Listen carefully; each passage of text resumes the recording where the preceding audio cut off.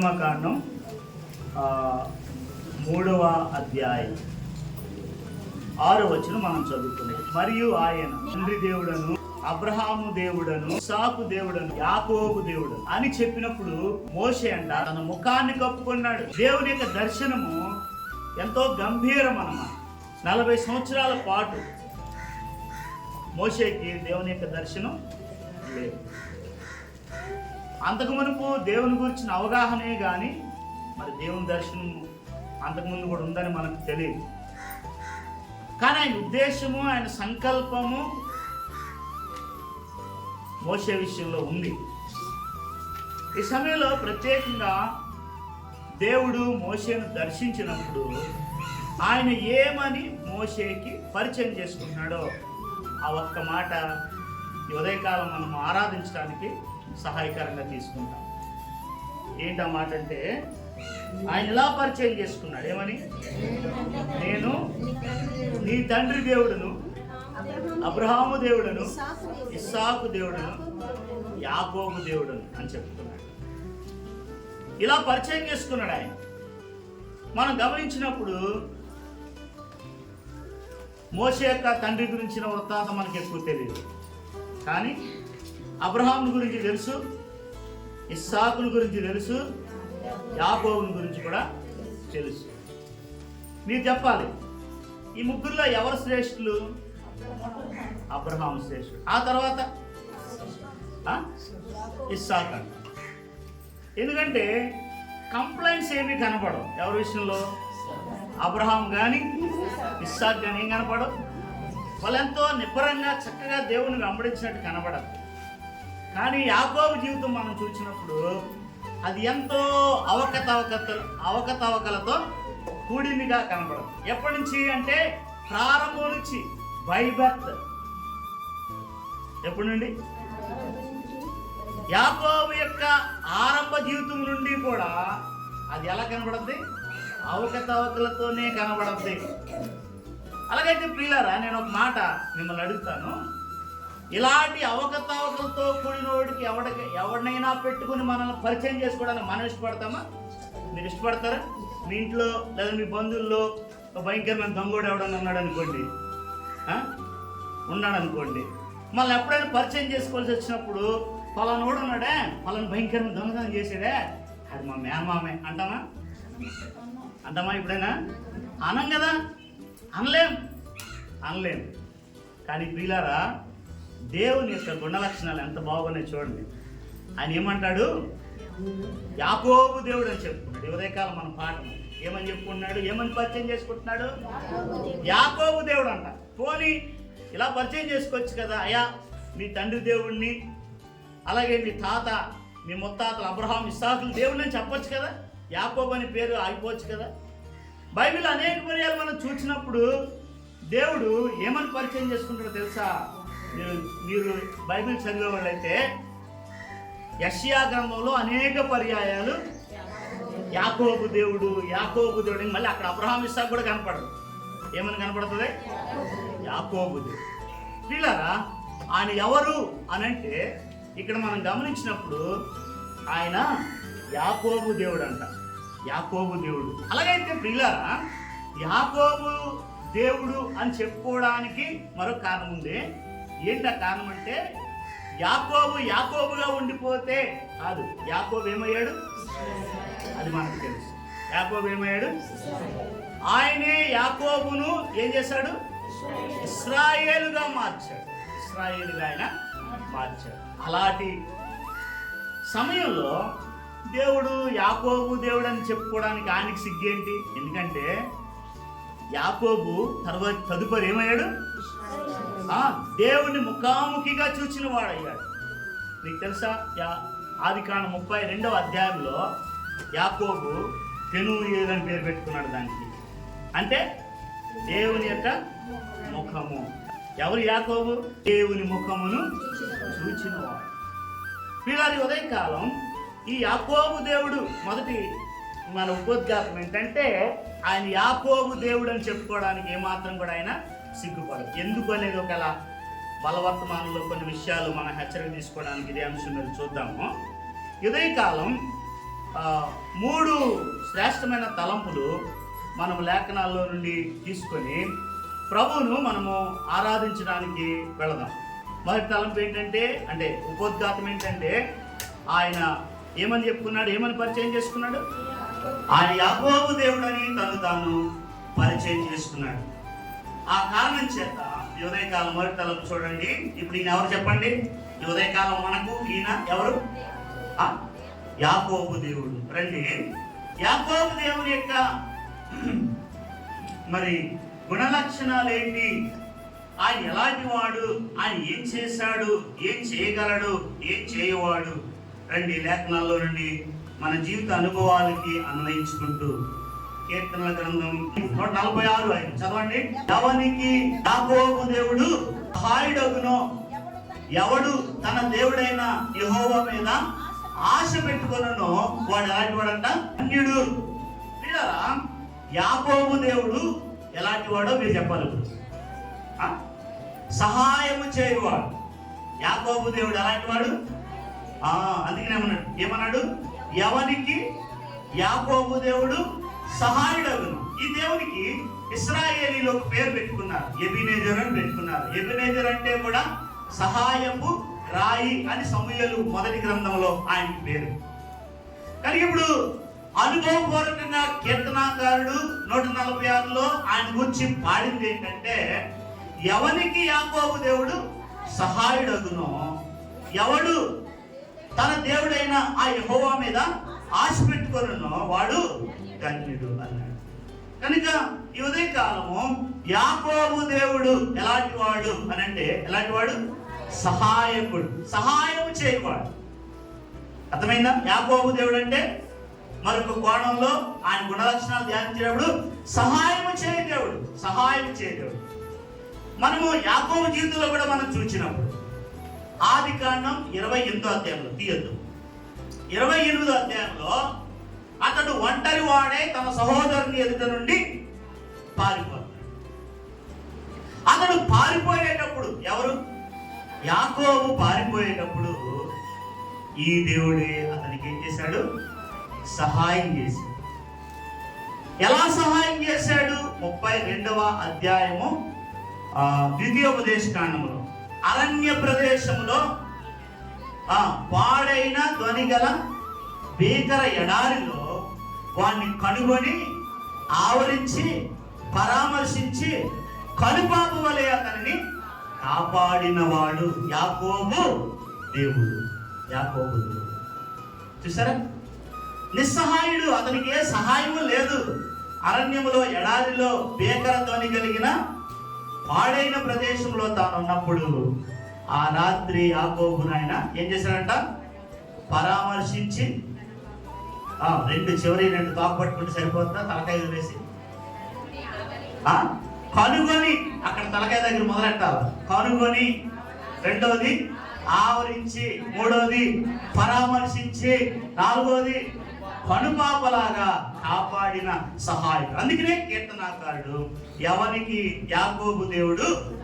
కనుక యాకోబుకు మాత్రమేనా అంటే సహాయకుడు, అందరికీ సహాయకుడు. యాకోబు ఒక్కడికే కాదు. యాకోబు ఒక్కడికే అయితే సహాయకుడు అని అనడానికి లేదు. చూడండి 107వ కీర్తన 12వ వచనం చదువుతారా? ఇశ్రాయేలీలు ఆయాసము చేత వారు కృంగిపోయినప్పుడు వారికి కూడా ఎవరు లేకపోయారు?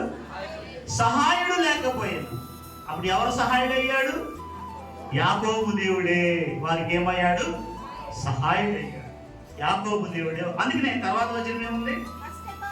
కష్టకాలమందు వారు యెహోవాకు మొరపెట్టిరి, ఆయన వారి ఆపదలలో నుండి వారిని విడిపించెను. వారి కట్లను తెంపివేసి చీకటిలో నుండి, మరణాంధకారములో నుండి వారికి వెలుపలికి ఏం చేశాడంట? రప్పించాడు. ఆయన కృపను బట్టి నరులకు ఆయన చేయు ఆశ్చర్య కార్యములను బట్టి వారి యెహోవాకు కృతజ్ఞతాస్తుతులు చెల్లించుదురుగా. పిల్లలు ఆయన వారికి చేసిన సహాయమును బట్టి వారు ఏం చేస్తున్నారంట? కృతజ్ఞతాస్తుతులు చెల్లిస్తున్నారు. ఇలా యాకోబు దేవుడు మనకు సహాయకుడు, సహాయుడు. యాకోబు దేవుడు మనకు సహాయుడు. చూడండి ఎప్పుడు సహాయం చేశాడు వీరికి? కష్టకాలములో. సహాయుడు వారికి లేనప్పుడు కష్టకాలంలో వారికి ఆయన ఏం చేశాడు? సహాయపడ్డాడు. 94వ కీర్తన 17వ వచనం చదువు. అది 17వ వచనంలో ఈ కీర్తనాకారుడు ఇప్పుడు 107లో చరిత్ర ఎవరిది? ఇశ్రాయేలు. మీ వాక్యం 28వ అధ్యాయం ఆదికాండంలో చరిత్ర ఎవరిది? యాకోబుది.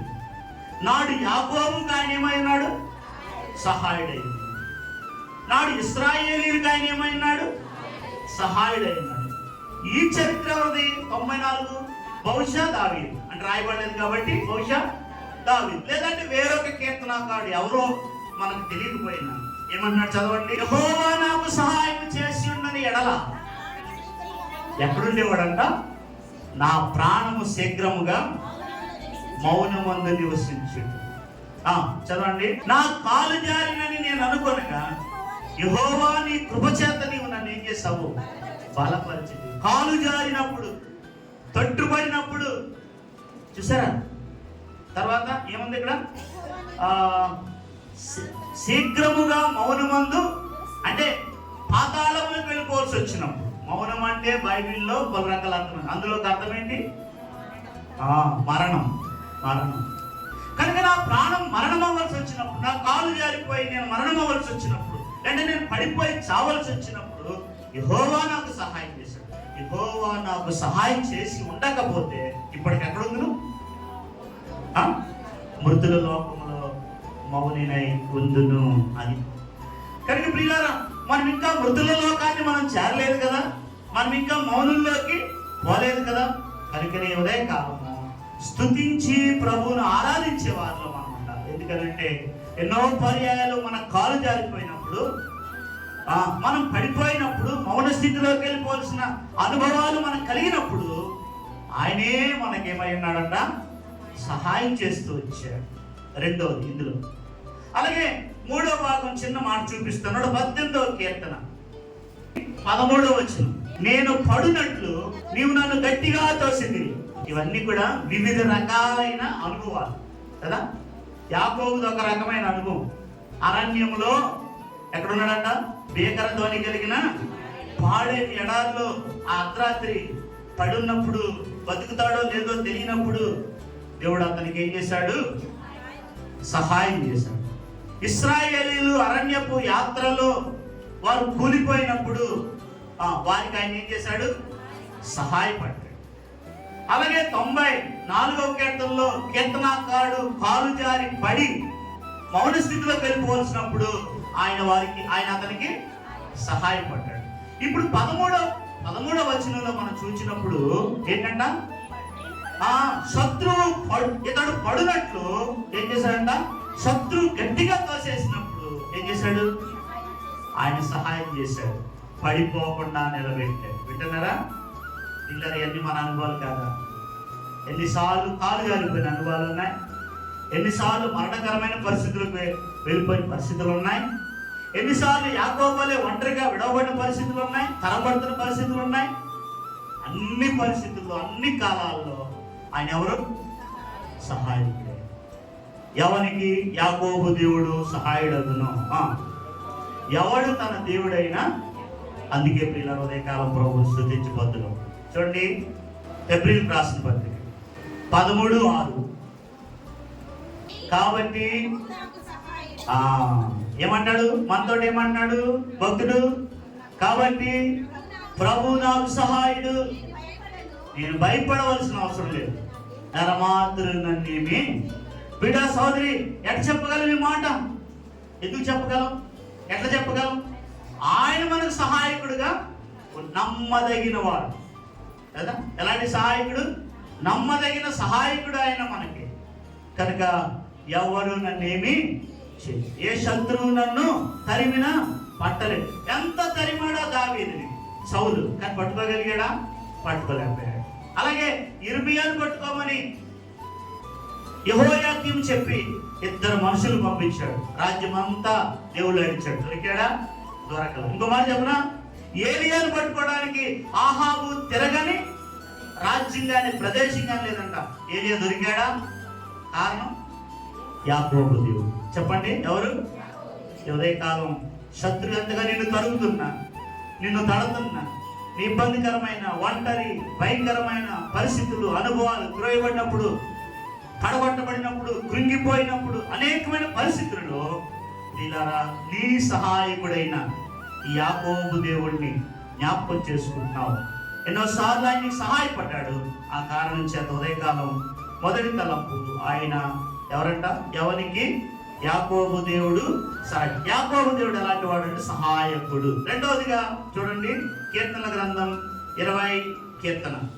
ఆపత్కాలమందు నీకు ఉత్తరమిచ్చును యాకోబు దేవుని నామము.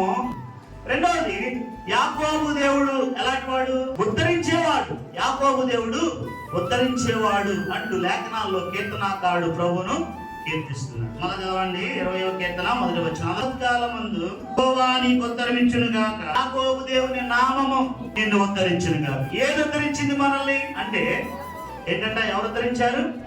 యాకోబు దేవుని యొక్క నామం. ఎట్లా ఎట్లా ఏమన్నాడు ఇక్కడ? ఆపత్కాలమందు. చెప్పండి ఎప్పుడంట? ఆపత్కాలమందు. చూడండి 46వ కీర్తనలో మొదటి చరణం. దేవుడు మనకు ఏమైనాడంట? యాకోబు దేవుడు ఉద్ధరించువాడు. యాకోబు దేవుడు ఆపత్కాలమందు చెప్పాలి ఆశ్రయమగువాడు. చెప్పండి ఆశ్రయం. నీకు ఆపద వచ్చినప్పుడు ఆయన నీకు ఆశ్రయం. పదే పదే ఈ కీర్తనలో ఈ మాట మనకు కనబడతారు. ఆపత్కాలంలో నమ్ముకోదగిన సహాయకుడు. ఇందాక చెప్పుకున్నాం, నమ్ముకోదగిన సహాయకుడు. ఆపత్కాలమందు ఆశ్రయం మనల్ని ఉద్ధరించువాడు. లేఖనాల్లో ఇదే కీర్తనలో చూడండి 2 పర్యాయాలు ఏమంటాడంటే కీర్తనాకారుడు 7వ వచనం, సైన్యములకు అధిపతి యెహోవా మనకు తోడై ఉన్నాడు. ఎవరంట ఆయన? యాకోబు యొక్క దేవుడు. ఆయన ఆశ్రయమై ఉన్నాడు అన్నాడు యాకోబు దేవుడు. తర్వాత చివరి వచనం కూడా అదే మాట ఉంటుంది. చదవండి, సైన్యములకు అధిపతి యెహోవా మనకు తోడై ఉన్నాడు. యాకోబు యొక్క దేవుడు మనకు పిల్లరా, యాకోబు దేవుడు ఉద్ధరించువాడు. రెండు పదాలు ఈ భాగంలో, రెండవ భాగంలో 2 పదాలు మనం జ్ఞాపకం చేసుకుంటాం, లేదంటే తలపోసుకుంటాం. ఒకటేంటంటే ఆయన ఉద్ధరించువాడు, రెండవది ఏంటి? ఆశ్రయమగువాడు. యాకోబు దేవుడు ఉద్ధరించువాడు, యాకోబు దేవుడు మనకు ఆశ్రయమగువాడు. ఆశ్రయమగువాడు. చూడండి 145వ కీర్తనలో కీర్తనాకారులు ప్రభువును ఇలా కీర్తించారు. 145 14వ వచనం, పడిపోయిన వారిని ఉద్ధరించువాడు, కృంగిపోయిన వారిని లేవనెత్తువాడు. ఇలా ఈ ఉదయకాలం ఇదిగో ఇలాంటి దేవుడు నీకు నాకు ఉదయకాలం దేవుడైనాడు. ఎన్ని పర్యాయాలు నీవు పడిపోయినప్పుడు, నువ్వు కృంగిపోయినప్పుడు ఆయన నిన్ను ఉద్ధరించాడు, నీకు ఆశ్రయమై ఉన్నాడు. జ్ఞాపకం చేసుకో లేఖనాల నుంచి, అలాగే నీ అనుభవంలో నుంచి. అలాగే 69:29, నేను బాధపడిన వాడనే నాకులు పడుచున్నాను. దేవా ఏం ఉద్ధరిస్తుందంట? యాకోబు దేవుని యొక్క రక్షణ ఎవరికి? ఎవరికి? వ్యాకుల పడువాడికి. వింటున్నారా? అనేక సార్లు మనము వ్యాకులతలోకి వస్తాం, కృంగిపోతాం కదా. కనుక మనం వ్యాకులతలో ఉన్నప్పుడు, మనం కృంగిపోయినప్పుడు యాకోబు దేవుడు మనల్ని ఏం చేస్తా ఉన్నాడు? ఆయన రక్షణ మనలను ఉద్ధరించింది. కీర్తనాకారుని ఉద్ధరించింది ఈ ఉదయకాలం. 9వ కీర్తన 14వ వచనం ఇంకా ప్రాముఖ్యం. మరణ ద్వారమున ప్రవేశించకుండా ఉద్ధరించువాడు. ఇలా 2 మాటలు చూసాం. వ్యాకులతలో ఉద్ధరించువాడు కదా. ఇంకా మరణ ద్వారమున ప్రవేశించకుండా ఆపత్కాలమందు ఏం చేయవాడు? ఉద్ధరించువాడు, ఆశ్రయమగువాడు, దుర్గమగువాడు. 3వ భాగానికి మనం వస్తాం రండి. యాకోబు దేవుడు 81వ కీర్తన 1వ వచనం, మనకు బలమై ఉన్న దేవునికి ఆనందగానము చేయుడి. యాకోబు దేవుని యాకోబు దేవుడు 3వదిగా మనకేమైనాడు? మొదటిది సహాయకుడై ఉన్నాడు, 2వది ఉద్ధరించువాడు, 3వది ఆశ్రయమగువాడు. నాలుగవది ఆయన ఎవరు? ఇంకా ఇంకా ఇంకా బలమై ఉన్నవాడు. బలమై ఉన్నవాడు. చెప్పండి, నీ బలం ఎవరు? నా బలం ఎవరు అని అంటే ఎవరు? యాకోబు దేవుడు కదా. అందుకేమంటాడు, మనకు బలమై ఉన్న దేవునికి అన్నాడు కదా. ఆ మధ్యలో మాట పెట్టి, ఏ దేవునికి? మనకు బలమై ఉన్న యాకోబు దేవునికి ఏం చేయాలంట? ఆనందగానము చేయాలి. ఆయనే మన బలం, ఆయనే మన శక్తి. చూసారా, ఆయనే ఇంత వరకు ఆయనే మనకు ఆశ్రయం, ఆయనే మనకు దుర్గం. ఈ దినం ఈ 4వ పాయింట్లో ఆయనే మనకు బలం. చూడండి, కీర్తనకారుడైన దావీదు 18వ అధ్యాయం అనగానే గుర్తు రావాలి. ఏమంటా చెప్పండి, మొదలు వచ్చిన యెహోవా నా బలమా కదా. యెహోవా నా బలమా. ఎవరు? దావీదుకి బలం. దావీదుకి బలం ఎవరు? ఆయన. యెహోవా నా బలమా. చదవండి, నేను నిన్ను ప్రేమించుచున్నాను. ఆయన ఎలాగ బలమో వివరించి, ఆయన నా శైలము, నా కోట, నన్ను రక్షించువాడు, నా కేడము, నా రక్షణ శృంగం, నా ఉన్నత దుర్గము, నా దేవుడు. ఇలాగా ప్రియులారా, భక్తులు ప్రభువును కీర్తిస్తూ, ఆరాధిస్తూ, సన్నిధిస్తూ, గణపరుచుకుంటూ వచ్చారు. నిజంగా ఈ దేవుడిని మనం దేవుడిగా కలిగి ఉన్నందున మనం ధన్యులు. 33వ కీర్తనలో 12వ వచనం, యెహోవా తమకు దేవుడిగా గల జనులు ధన్యులు, ఆయన తనకు స్వాస్థ్యముగా ఏర్పరచుకున్న జనులు ధన్యులు. కనుక మనం ఆయన దేవుడిగా కలిగి ఉన్నాం. ఆయన మనలను స్వాస్థ్యంగా కలిగి ఉన్నాడు, స్వాస్థ్యంగా చేసుకున్నాడు. తన రక్తము చెల్లించి, క్రయము చెల్లించి, మూల్యం చెల్లించి మనల్ని కొనుక్కొని తనకు స్వాస్థ్యంగా చేసుకున్నాడు. ఆయన మనకు దేవుడి ఇప్పుడు.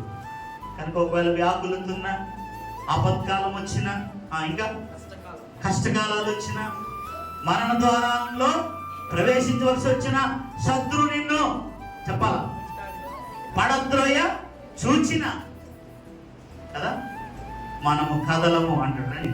46 ఇందా మనం చదువుకునేది 2వ వచనం చదవండి.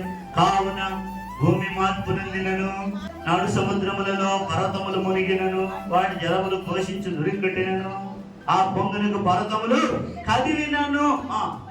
మనం భయపడం, మనం కదిలిపోం, మనం కురింగిపోం, మనం నశించిపోం, మనం మరణించం. ఏం కారణం? యాకోబు దేవుడు నిన్ను ఉద్ధరించువాడుగా, నీకు ఆశ్రయమగువాడుగా కదా, మరణ ద్వారమున ప్రవేశించకుండా నిన్ను కాపాడువాడుగా, నీకు సహాయకుడిగా, నీ వ్యాకులతల్లో, నీ బాధల్లో, వేదనల్లో, అన్ని సమయాల్లో. ప్రియులారా, అందుకే ఆయన మనకు దేవుడే. అందుకే ఆయన మనకు కూడా దేవుడే. నీ ప్రతి పరిస్థితిలో కూడా నీకు చాలిన వాడుగా ఉండడానికి ఆయన నీకు దేవుడు కలిగాడు. నిన్ను కొన్నాడు, నిన్ను విమోచించాడు.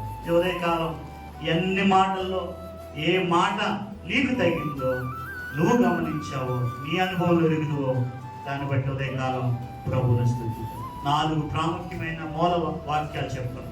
1, యాకోబు దేవుడి గురించి. మొదటిది ఏంటి? యాకోబు దేవుడు సహాయకుడు.